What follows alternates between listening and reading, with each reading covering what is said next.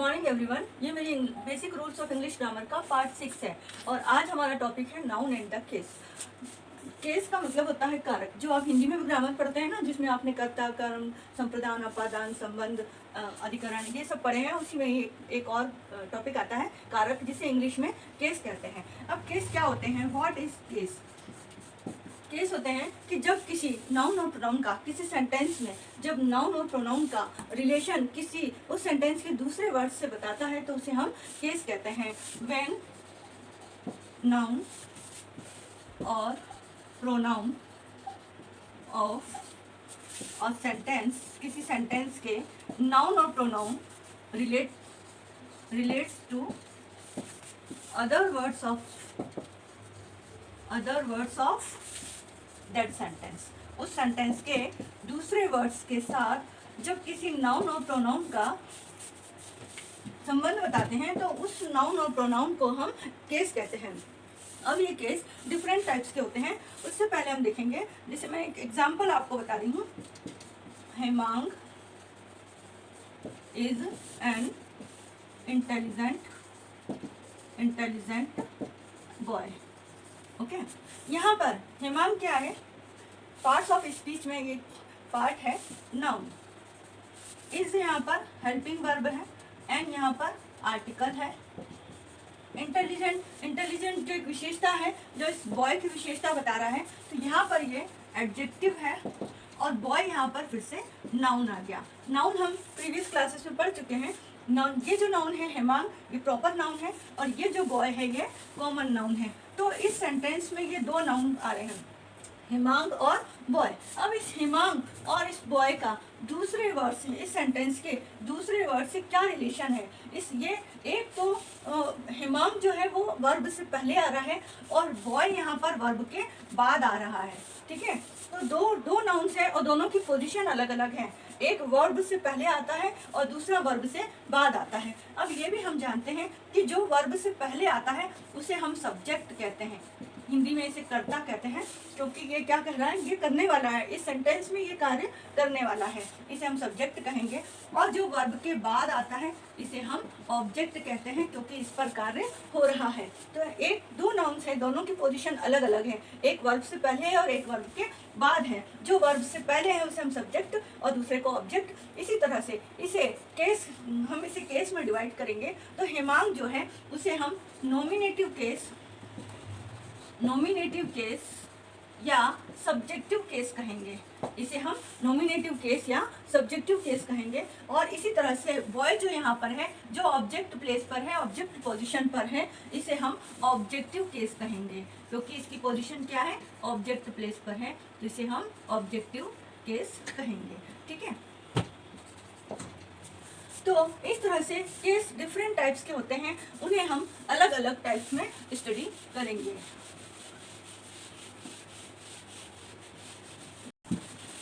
अब कई बुक्स में मैंने देखा है, सब में इनके जो टाइप्स हैं वो डिफरेंट टाइप्स दे रखे हैं। जैसे कि किसी बुक में तो केवल 3 टाइप्स ही बताए हैं, नॉमिनेटिव, ऑब्जेक्टिव और थर्ड पॉसेसिव।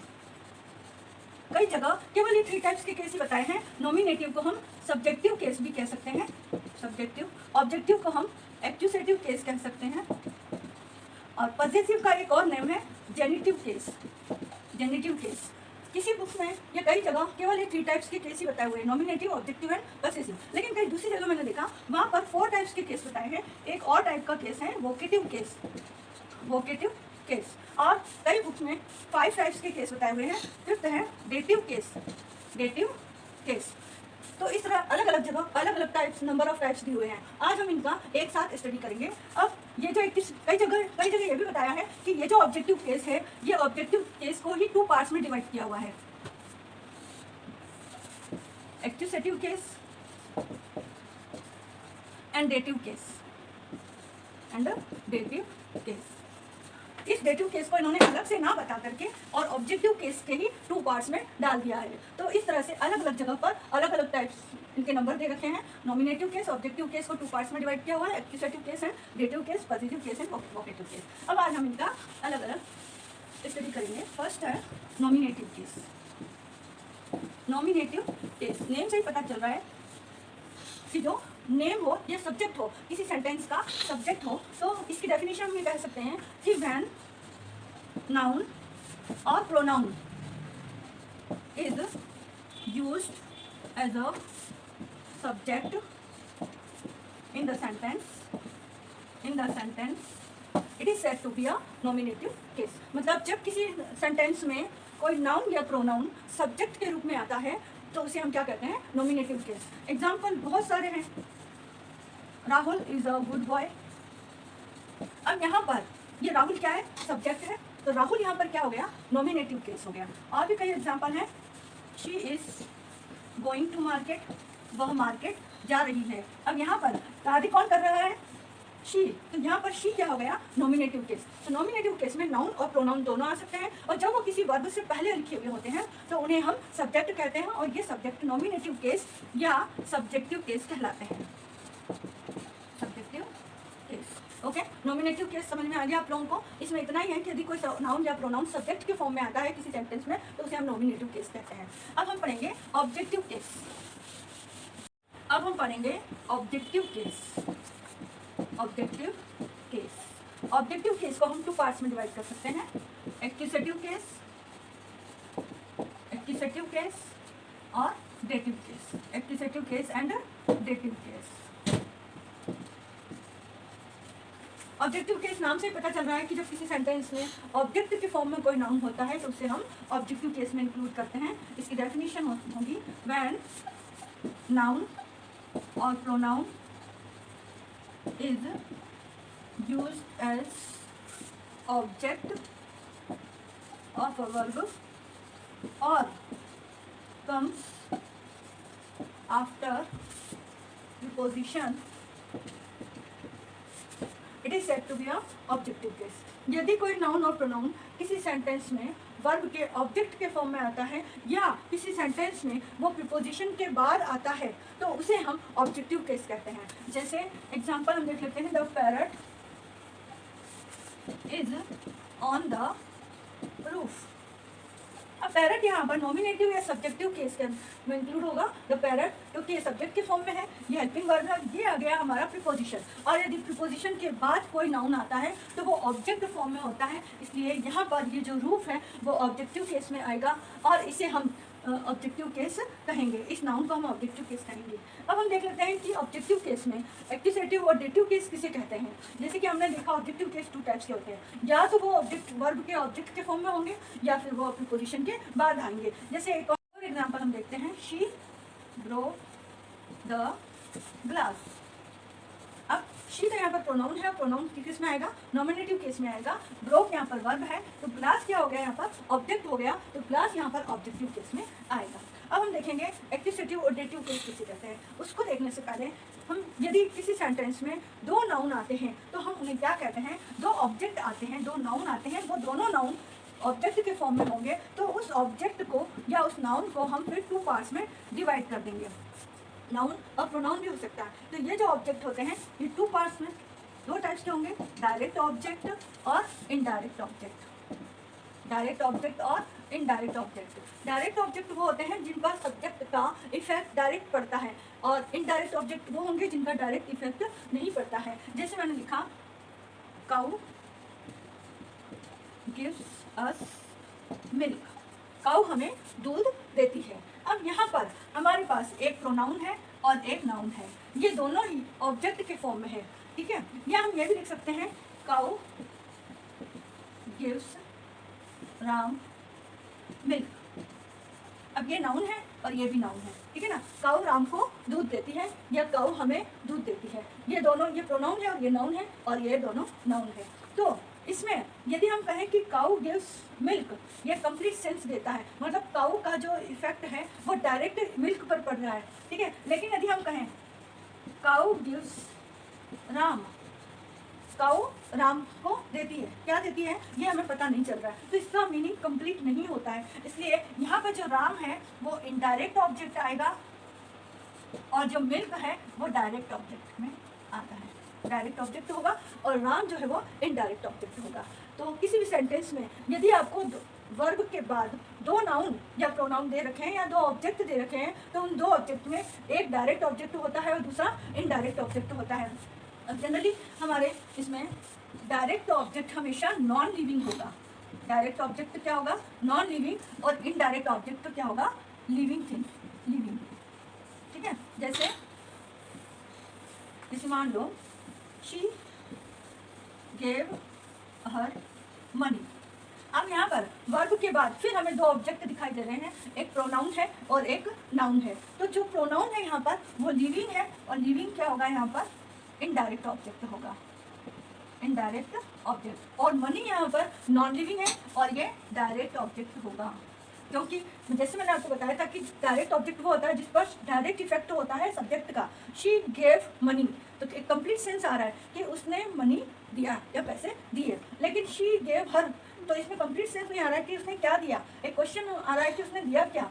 तो इसलिए हर जो है वो इनडायरेक्ट ऑब्जेक्ट कहलाएगा और मनी जो है वो डायरेक्ट ऑब्जेक्ट कहलाएगा। अब एक्यूसेटिव केस में वो ऑब्जेक्ट होता है जो कि डायरेक्ट होता है। एक्यूसेटिव केस में डायरेक्ट ऑब्जेक्ट जो भी होगा उसे हम एक्यूसेटिव केस में इंक्लूड करेंगे, एक्यूसेटिव केस। तो यहाँ पर मनी जो है वो एक्यूसेटिव केस होगा और हर जो है वो डेटिव केस होगा। तो एक्यूसेटिव केस और डेटिव केस की डेफिनेशन क्या हो जाएगी? एक्यूसेटिव केस की डेफिनेशन क्या होगी कि व्हेन नाउन और pronoun is used as direct object, it is said to be accusative case. Example, she gave money।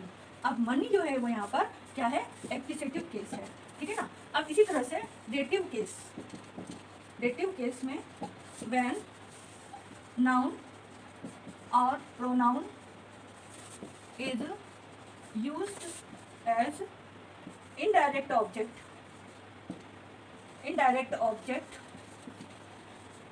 it is said to be a dative object, dative case है ना। Example हम she gave her money। अब यहाँ पर हर जो है वो dative case कहलाएगा, ठीक है। ये समझ में आ गया आप लोगों को? किसी भी सेंटेंस में दो ऑब्जेक्ट हो सकते हैं, जो डायरेक्ट ऑब्जेक्ट होगा वो एक्यूसेटिव केस कहलाएगा और जो इनडायरेक्ट ऑब्जेक्ट होगा वो डेटिव केस कहलाएगा। और जो डेटिव केस होते हैं मीन्स जो डायरेक्ट ऑब्जेक्ट होते हैं वो नॉन लिविंग होते हैं और जो इनडायरेक्ट ऑब्जेक्ट होते हैं वो लिविंग थिंग्स होते हैं। ये आपको ध्यान में रखना है। अब हम पढ़ेंगे हमारा थर्ड टाइप पजेसिव केस। लेकिन पजेसिव केस थोड़ा सा बड़ा है, इसमें रूल्स ज़्यादा हैं, उसे हम लास्ट में पढ़ेंगे। उससे पहले हम पढ़ लेते हैं वोकेटिव केस। इसकी डेफिनेशन, व्हेन नाउन और pronoun is used to call और टू एड्रेस और to get the attention of someone or some people। जब हम किसी को आवाज़ देकर बुलाते हैं या हम किसी को संबोधित करते हैं या किसी को कॉल करते हैं या किसी का अटेंशन अपनी तरफ क्रिएट करते हैं, तो उस तरह के जो नाउन और प्रोनाउन होते हैं उन्हें हम वोकेटिव केस कहते हैं। जैसे कि मैंने कहा मोहन कम हियर। अब मोहन कम हियर, मोहन मैंने उसे आवाज़ लगाई है, तो जो आवाज़ लगाई है वो है नाउन। मोहन एक प्रॉपर नेम है, प्रॉपर नाउन है, तो वो मोहन यहाँ पर क्या कहलाएगा? वोकेटिव केस कहलाएगा। और भी एग्जाम्पल्स हैं इसके, जैसे मैंने कहा कि रीना मैंने किसी स्टूडेंट को कहा Reena you are a good girl, तुम एक बहुत अच्छी लड़की हो। तो यहाँ पर मैंने रीना को क्या किया है? नाम देकर बुलाया है या उसे संबोधित किया है, Reena you are a good girl. या फिर मैंने किसी को कहा आर यू कमिंग ब्रदर, क्या तुम आ रहे हो? अपन किसी से पूछते हैं ना आर यू कमिंग ब्रदर। अब यहाँ पर जो ब्रदर कहा है वो क्या है? संबोधन है किसी के लिए, किसी को कॉल किया है, किसी को एड्रेस किया है हमने, तो यहाँ पर ब्रदर क्या हो गया? वोकेटिव केस हो गया। नाउन है और ये नाउन किस फॉर्म में आएगा? यहाँ पर वोकेटिव केस में। यहाँ पर आप इसको नॉमिनेटिव या ऑब्जेक्टिव नहीं कह सकते हो। इस ब्रदर को हम पहले भी लिख सकते हैं, जैसे मैंने लिखा ब्रदर आर यू कमिंग। अब क्या हुआ? यहाँ पर ब्रदर पहले आ गया। अब ऐसा नहीं कि ब्रदर यहाँ पे लिखा है तो आप इसे सब्जेक्टिव कह दो और यहाँ पर ऑब्जेक्टिव कह दो। ये ब्रदर जिसको कॉल किया जा रहा है, जिसका अटेंशन अपनी तरफ लिया जा रहा है या जिसे संबोधित किया जा रहा है, एड्रेस किया जा रहा है, वो जो नाउन होगा वो नाउन यहाँ पर वोकेटिव केस कहलाएगा। जैसे मैंने किसी को कहा यू, अब ये प्रोनाउन है यहाँ पर, नाउन या प्रोनाउन दोनों ही कोई। यू लिसन टू मी, मैंने कहा you listen to me, class में बहुत सारे स्टूडेंट्स बैठे हैं और मैंने किसी एक की तरफ कहा यू लिसन टू मी, तो यू यहाँ पर क्या किया, मैंने उसे कॉल किया है, उसे एड्रेस किया है, तो ये जो यू है यहाँ पर ये वोकेटिव केस कहलाएगा। ठीक है ना। इसी तरह से और भी कई एग्जाम्पल है। हम नॉन लिविंग थिंग्स को भी कई बार जो हम कोई पोइट्री पढ़ते हैं, किसी की पोएम पढ़ते हैं, तभी हम कहते हैं ना कि किसी पोएम में लिखा हुआ होता है O nature I like you very much. अब ओ नेचर उसने क्या किया है, नेचर को कॉल किया है, O nature I like you very much. तो यहाँ पर ये जो नाउन है नेचर यहाँ पर क्या है, एक नाउन है, और ये नाउन किस केस के अंतर्गत आएगा, वोकेटिव केस में आएगा। ठीक है। और कई सारे एग्जांपल्स हैं वोकेटिव केस में, जब हम किसी को संबोधित करते हैं या किसी को हम कॉल करते हैं या किसी का अटेंशन अपनी तरफ लेते हैं तो उसे हम क्या कहते हैं, वोकेटिव केस। वो ना तो सब्जेक्टिव होगा और ना ही ऑब्जेक्टिव होगा। जैसे मैंने एक और एग्जाम्पल लिया, अपन कई बार पूछते हैं ना किसी से हाउ आर यू, तो हाउ आर यू में अपन उसका नेम भी लिखते हैं। अब उसे आप हाउ आर यू करण, मान लो मैंने लिखा, मैंने किसी से पूछा हाउ आर यू करण, अब करण यहाँ पर लास्ट में लिखा हुआ, लेकिन मैंने करण का नाम लेकर उसे संबोधित किया, उसे एड्रेस किया है कि तुम कैसे हो, या मैं ऐसा भी लिख सकते हैं करण हाउ आर यू। ठीक है ना। तो दोनों ही केस में ये कौन सा केस कहलाएगा, वोकेटिव केस कहलाएगा। तो वोकेटिव केस बस इतना ही है कि जब हम किसी को कॉल या अटेंशन या किसी का अटेंशन अपनी तरफ लेते हैं या उसे एड्रेस करते हैं उसे वोकेटिव केस कहते हैं। अब हम पढ़ेंगे पॉजिटिव केस। ये पॉजिटिव केस थोड़ा सा बड़ा है क्योंकि इसमें अधिकतर क्वेश्चंस इसी में से ही पूछे जाते हैं एग्जाम में, और इसके कुछ रूल्स भी हैं जिन्हें मैं आपको शॉर्ट में करवा दूंगी। कई बुक्स में रूल्स अलग अलग बहुत सारे रूल्स दे रखे हैं और छोटे छोटे पार्ट्स में डिवाइड कर रखे हैं। हम इसे एक चार्ट के रूप में मैं आपको बताना चाहूँगी। पॉजिटिव केस, पॉजिटिव का मतलब होता है, पॉजिटिव बना है पोजीशन से, पोजीशन, और पोजीशन का मतलब होता है अधिकार, जो हमारे अधिकार में है, जो चीज़ हमारे अधिकार में है। जैसे मैंने कहा इट इज़ रोहन की, या रोहन की है, तो वो चाबी किसके अधिकार में है, रोहन के अधिकार में है, या रोहन से बिलोंग करती है, या रोहन के ऑनरशिप में है, रोहन इस पर अधिकार रखता है, रोहन की पोजीशन में। तो ये जो की है वो रोहन के अधिकार में है, इसलिए हम यहाँ पर इस एपोस्ट्रोफ एस का यूज़ करके रोहन की किया हुआ है, इसे हम क्या कह सकते हैं, यहाँ पर जो रोहन्स आया है वो पॉजिटिव केस कहलाएगा, क्योंकि यहाँ पर एपोस्ट्रोफ एस लगा करके हमने किसी चीज़ को उसके अधिकार में किया है। तो यहाँ रोहन का फॉर्म चेंज हो गया है। एक तो होगा रोहन जो कि प्रॉपर नाउन है, लेकिन यदि हम रोहन्स कर देते हैं एपोस्ट्रोफ एस लगाकर तो इसका मतलब ये होगा कि इसके आगे एक और नाउन आएगा जो कि इसके अधिकार में होगा। अच्छा, तो एपोस्ट्रोफ पॉजिटिव केस में हमें दो बातों का ध्यान रखना है मेनली, कि इसमें हमें एक तो एपोस्ट्रोफ एस का यूज़ करना है, किसी भी नाउन के आगे एपोस्ट्रोफ एस का यूज़ करना है, या फिर केवल और केवल एपोस्ट्रोफ का यूज़ करना है। ठीक है। एपोस्ट्रोफ एस, जैसे कि कोई नाउन है, नाउन पर हमने एपोस्ट्रोफ एस लगाया, या तो हमें एपोस्ट्रोफ एस लगाना है, या हमें ये कोई नाउन है और केवल एपोस्ट्रोफ एस लगाना है। पॉजिटिव केस में ये दो बातें। और भी एक और पॉइंट है इसका, इसमें जैसे मैंने बोला दिस इज़ माई पेन, अब ये जो पेन है वो मेरा है, मेरे अधिकार में है, तो मैं इसे यहाँ पर ये जो माई वर्ड आ जाता है वो भी क्या शो कर रहा है, इस पेन का मेरे ऊपर अधिकार शो कर रहा है, तो ये माई भी पॉजिटिव केस के अंतर्गत आएगा। जबकि हम जानते हैं कि माई बुक मैंने लिखा, तो ये जो माई है वो एडजेक्टिव भी है, क्योंकि वो इस बुक की विशेषता बता रहा है कि ये बुक किसकी है, मेरी है, तो ये माई यहाँ पर एडजेक्टिव भी है। लेकिन केस में यदि हम इसको कैटेगरी में डिवाइड करें तो ये माई यहाँ पर पॉजिटिव केस कहलाएगा। जैसे इट इज़ हिज कॉपी, यह कॉपी उसकी है, इट इज़ हिज कॉपी, तो हिज भी यहाँ पर क्या आ गया, पॉजिटिव केस। और यदि मैंने कहा कि दीज कॉपीज आर योर्स, ये कॉपीज जो है वो तुम्हारी है, तो योर्स भी यहाँ पर क्या होगा, पॉजिटिव केस कहलाएगा। जैसे मैंने कहा इट इज़ और स्कूल, ये हमारा स्कूल है, इट इज़ और स्कूल, तो ये जो और है वो क्या बता रहा है, मेरा अधिकार बता रहा है, हमारा अधिकार बता रहा है कि ये हमारा स्कूल है, ये स्कूल जो है वो हमारे अधिकार में है, या हमारा स्कूल है, तो और भी यहाँ पर क्या है, पॉजिटिव केस है। अब बहुत सारे वर्ड्स हैं, जैसे हिज, इट इज़ हिज दफ्तर, यह दफ्तर उसका है, हिज भी यहाँ पर क्या होगा, पॉजिटिव केस कहलाएगा। तो हमें इसमें तीन बातों का ध्यान रखना है। यदि किसी सेंटेंस में हमें पॉजिटिव केस की पहचान करनी है कि कौन सा नाउन पॉजिटिव केस है, तो उसमें हमें क्या क्या बातें देखनी है। एक तो हमें माई, हिज, योर, इसको मैं और डिटेल में बताऊंगी अभी। और यदि किसी नाउन के आगे एपोस्ट्रोफ एस लगा है तो वो पॉजिटिव केस कहलाएगा। यदि किसी नाउन में केवल एपोस्ट्रोफ लगा हुआ है, और ये किस कंडीशन में लगता है ये भी आगे हम रूल्स में पढ़ेंगे, क्योंकि पॉजिटिव केस के बहुत सारे रूल्स हम पढ़ने वाले हैं। तो उसमें एपोस्ट्रोफ, केवल एपोस्ट्रोफ कब लगता है और एपोस्ट्रोफ एस कब लगाया जाता है, वो डिफरेंट कंडीशंस होती हैं, उनमें एपोस्ट्रोफ एस और या केवल एपोस्ट्रोफ लगाया जाता है। और ये जो कुछ वर्ड्स हैं जो एडजेक्टिव्स हैं, उन्हें भी हम कब कब यूज़ करेंगे, उनका मैं भी आपको बता दूँगी। ठीक है। अब पॉजिटिव केस इसके हम इसको एपोस्ट्रोफ एस और एपोस्ट्रोफ के अलावा इसको हम 2 पार्ट्स में डिवाइड कर देते हैं।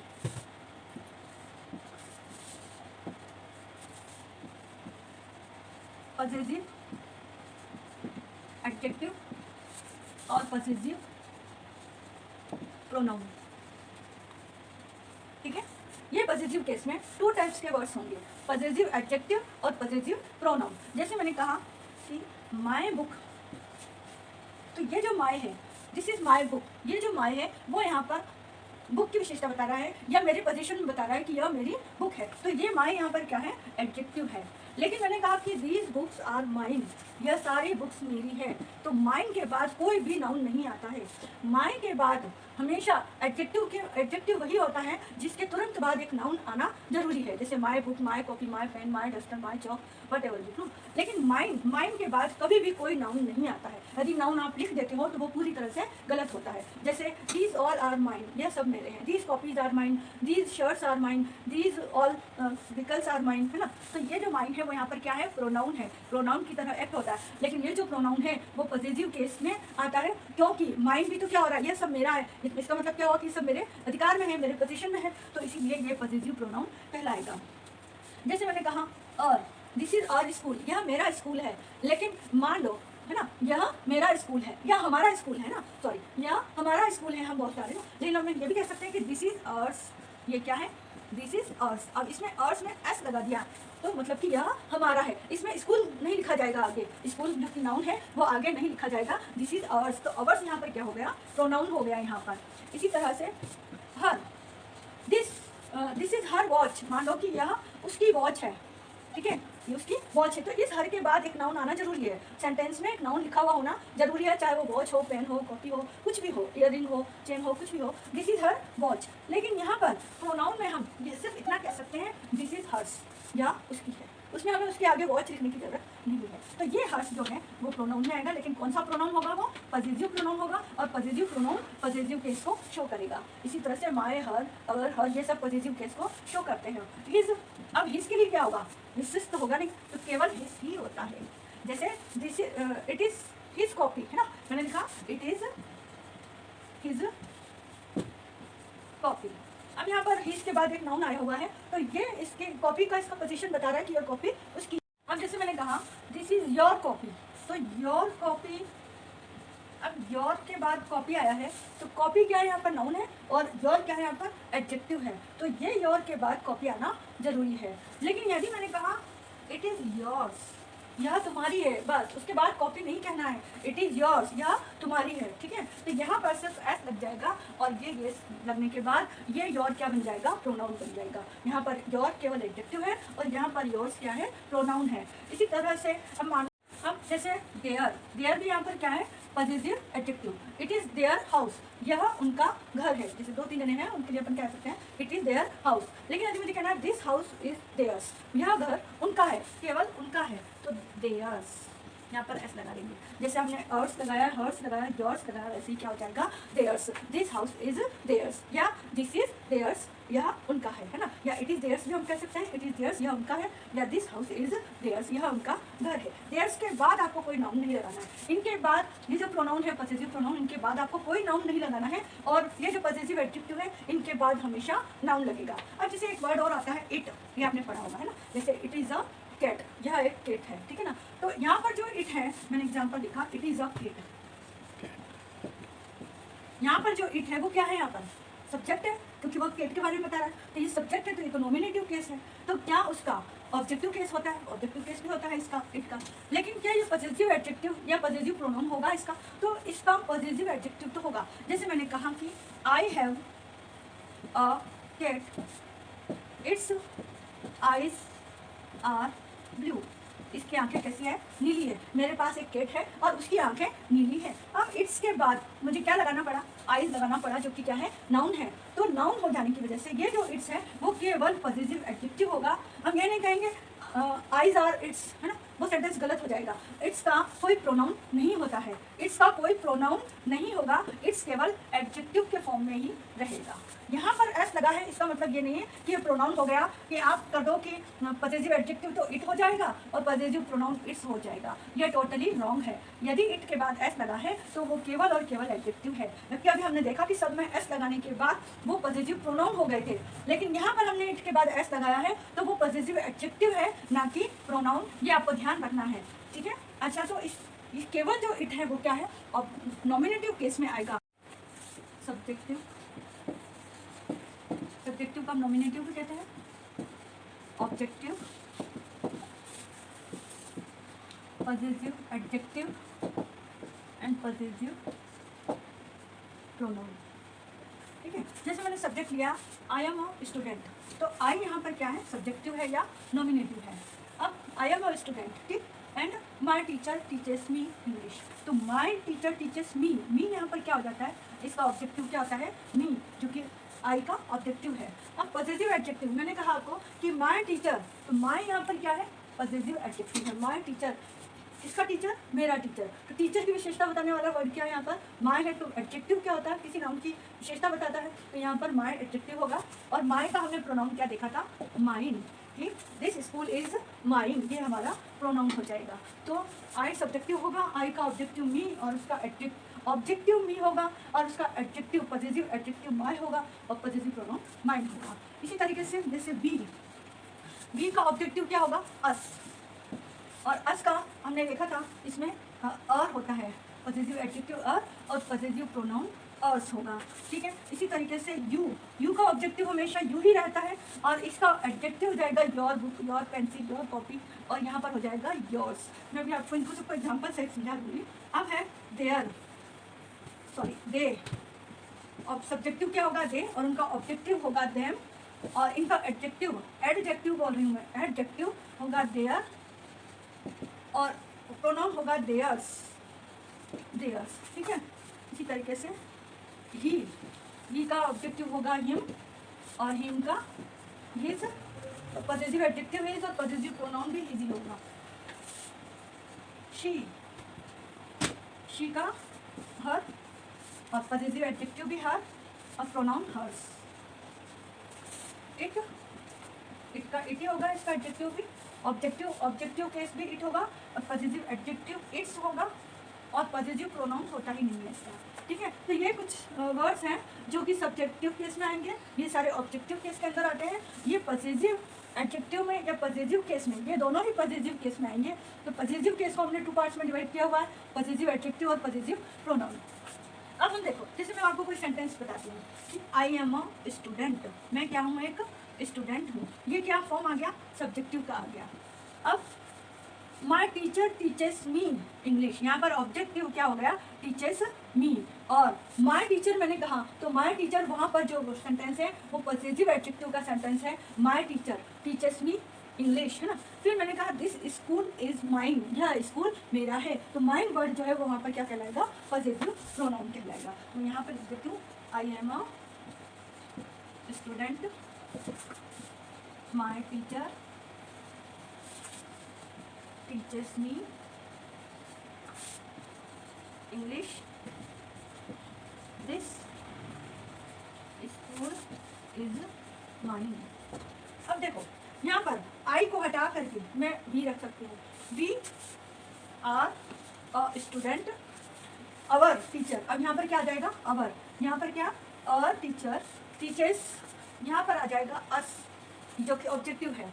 तो ये चारों वर्ड्स एक सेंटेंस में यूज हो रहे हैं। वी आर, आई की जगह लिखते हैं, we are students, our teacher teachers us English, this school is, अब माइन की जगह पे आ जाएगा ours, this school is ours. ऐसे ही आप सारे सेंटेंस बना सकते हो, और एक ही में आपके मतलब है तो इसमें 3 सेंटेंस, लेकिन इसमें आपके चारों वर्ड्स यूज हो रहे हैं। जैसे यू आर अ स्टूडेंट, आप, तुम एक स्टूडेंट हो, your teacher teaches you English and this school is yours, ठीक है। इसी तरह का से जैसे they are students, their teacher teaches them, and this school is theirs, यह स्कूल उनका है। ऐसे ही is a student, his teacher teaches him English and this school is his, इसमें हिज का ऐसे नहीं लगता है ना। ऐसे ही she is a student, her teacher teaches her English and this school is hers. She हो गया। तो इट के लिए हम कोई भी सेंटेंस ले सकते हैं, जैसे it is a cat and this cat its eyes are blue and my friend gave it yesterday, मेरे फ्रेंड ने मुझे ये कल ही दी ना। तो ये यहाँ पर इट का सेंटेंस दूसरा बनेगा, क्योंकि इट में हम स्टूडेंट तो नहीं लिख सकते ना उसका। तो it is a cat, it is a cat, और यहाँ पर ये क्या है, सब्जेक्टिव है, इट इज़ अ केट। फिर my friend gave it yesterday, मेरी फ्रेंड ने इसे मुझे कल दिया। तो इट यहाँ पर जो इट आया वो क्या है, ऑब्जेक्ट है। माई फ्रेंड गेव इट यस्टरडे, और इट्स आईज आर ब्लू। अब यहाँ पर जो इट्स आया है वो पॉसेसिव केस है, ये इट सब्जेक्टिव या नॉमिनेटिव केस है। यहाँ पर इट जो आया है उसके लिए वो ऑब्जेक्टिव केस है, और यहाँ पर जो इट्स आया है वो पॉसेसिव एडजेक्टिव केस है। तो ये आपके पॉसेसिव केस में ये सारे वर्ड्स पॉसेसिव केस के अंतर्गत आते हैं। अब हम देखेंगे पॉसेसिव केस के कुछ और वर्ड्स। अब हम पढ़ेंगे यूज ऑफ एपोस्ट्रॉफ